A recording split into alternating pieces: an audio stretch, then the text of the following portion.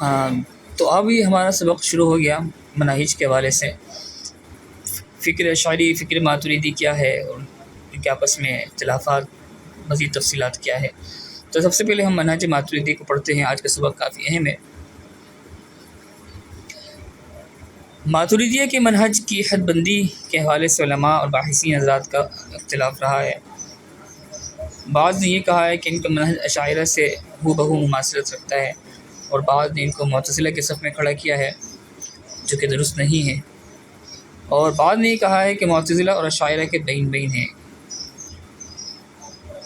لیکن مناسب رائے یہ معلوم ہوتی ہے جو علامہ کوثری رحمۃ اللہ نے اختیار کی ہے، اور یہ بات انہوں نے کی ہے. وغیرہ الکوثری ان الماتریدیہ وسط بین الاشاعرہ والمعتزلہ،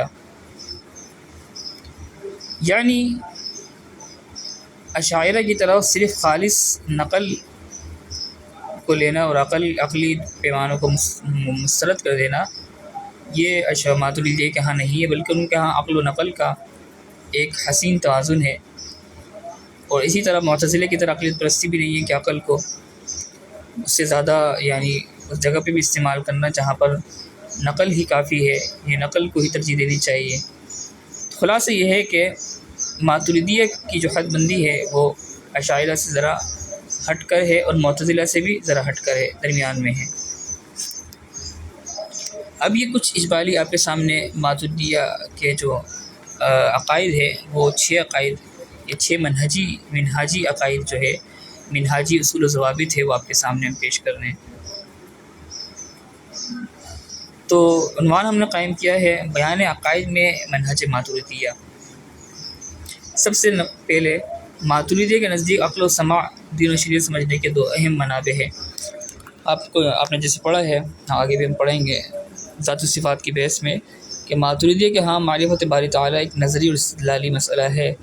اور یہ ایک طرح سے جب بھی ماتریدیہ کے ہاں اس شخص کو تبلیغ نہ پہنچی ہو شریعت کی، اسلام کی، تو اس پر اپنی نظر و استدلال کی استعمال کر کے اللہ تعالیٰ پر ایمان لانا لازم ہے.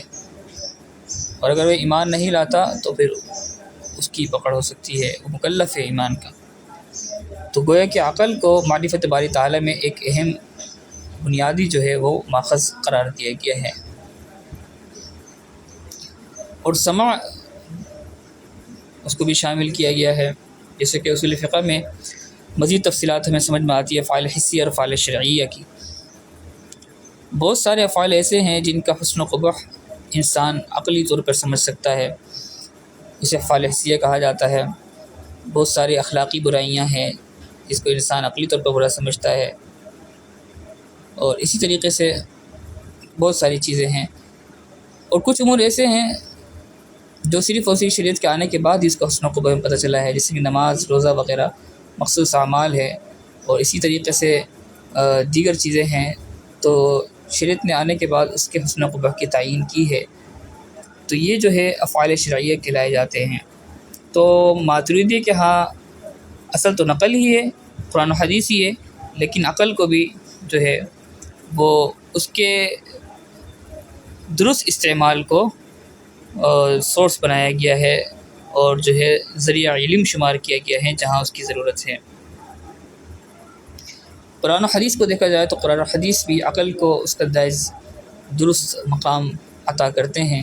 قرآن میں جگہ جگہ اللہ تعالیٰ نے یعقلون، تعقلون، یتفکرون، یتدبرون استعمال فرمایا ہے. قرآن میں ہے جہنمی یہ کہیں گے وقالوا لو كنا نسمع ونعقل ما كنا في اصحاب السعير، ہم عقل استعمال کرتے تو ہم گمراہ نہیں ہوتے. تو گویا کہ عقل جو ہے عقل کا درست استعمال جو ہے وہ انسان کے باقاعدہ اس کا حکم بھی ہے، اور اسی کے ذریعے انسان معرفت باری تعالیٰ اور ایمان تک پہنچتا ہے.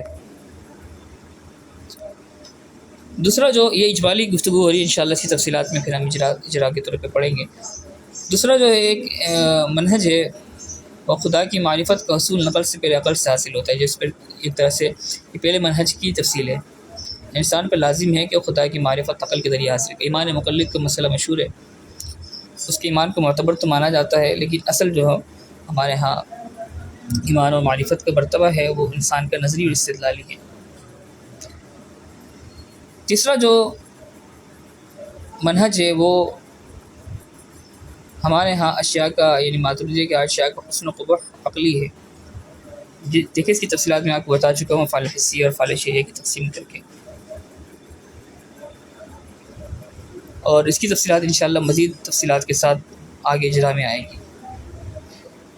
چوتھا منہج ماتریدیہ کا یہ ہے کہ وہ یہ کہتے ہیں کہ قرآن مجید میں حدیث مبارکہ میں مجاز کا استعمال ہوا ہے، اور اصول فقہ کی کتابوں میں تفصیلات لکھی گئی ہے کہ مجاز بلاغت و فصاحت کا حصہ ہے، یہ ضرورت کلام نہیں ہے. جب قرآن مجید میں مجاز استعمال ہوا ہے، جبکہ دیگر حضرات کہتے ہیں کہ مجاز ضرورت کلام ہے، کلام کی ضرورت کے طور پہ مجاز کا استعمال کیا جاتا ہے.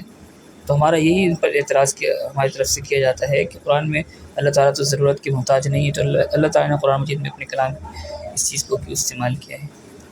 تو بہرحال قرآن مجید میں بہت سارے نصوص ہے، حدیث میں موجود ہے، جس کو ہمارے ہاں اس کو مجاز قرار دیا جاتا ہے، جبکہ شوافی اور دیگر حضرات کے نزدیک جو ہے وہ ضرورتاً اس طرف جایا جاتا ہے کہ کلام کی اصل منشا میں ہم مجاز کے استعمال کو شامل نہیں کرتے اشاعرہ کے ہاں، جبکہ ماتریدیہ کے ہاں یہ نظم عربی کا حصہ ہے مجاز، اور یہ کوئی ضرورت کے موقع پر استعمال نہیں ہوتا بلکہ کسی بھی شاندار و فصیح بلیغ کلام کا حصہ ہوتا ہے. پانچواں منہج یہ ہے نصوص کو ان کے حقیقی معنی پر محمول کرنے سے، یعنی متشابہات کو حقیقی معنی پر محمول کرنے سے تجسیم و تشبیہ لازم آتی ہے، بلکہ جن نصوص کو ان کے حقیقی معنی پر ہم محمول کرنے سے تجسیم تشبیہ لازم آتی ہے، تو اس لیے ہم جو ہے وہاں پر مجاز کا استعمال، نصوص میں وہاں پر مجازی معنی استعمال کیا گیا ہے، اور ہم اس کو جو ہے مجازی معنی میں لیتے ہیں، یا تو تعویل کرتے ہیں یا تفویض کرتے ہیں. تو دونوں طرف تفویض اور تعویل دونوں یہ ہمارے ماتریدیہ کے ہاں رہے ہیں. تفویض کا مطلب یہ ہے کہ اللہ پر اس کے معنی کو چھوڑ دینا متشابہات کو، اور یہ کہنا ہے کہ لفظ پر ہم ایمان رکھتے ہیں، اس کے معنی پر، اور باقی معنی اس کے کیا ہیں وہ اللہ بہتر جانتے ہیں. جبکہ تعویل کے معنی یہ ہے کہ اس لفظ کا وہ معنی مراد لینا جو اللہ کے شائع نشان ہے، اس سے اللہ کے لیے تجسیم و تشبیہ لازم نہیں آتا ہے. تو یہ بات اس طرح ہے کہ جن نصوص کو ان کے حقیقی معنی پر محمول کرنے سے تشبیہ تجسیم لازم آتی ہے، تو وہاں پر قرآن مجید میں مجاز استعمال ہوا ہے، اسی لیے وہاں پر پھر جو ہے بس اوقات متشابہات میں تعویل اور تفویض کا اصول چلایا جاتا ہے. چھٹا منہج یہ ہے کہ عقائد کی اس بات میں خبر واحد کو حجت نہیں گردانا جاتا. ہمارے ہاں خبر یقینی جو ہے وہ خبر قطعی کا ہونا ضروری ہے عقیدے کے اس بات کے لیے. انشاءاللہ مزید تفصیلات پھر آپ کو بیان کرتے ہیں. حوالے جات یہاں آپ دیکھ سکتے ہیں جن سے ہم نے ماتریدی منہج کے حوالے سے تفصیلات لی ہیں.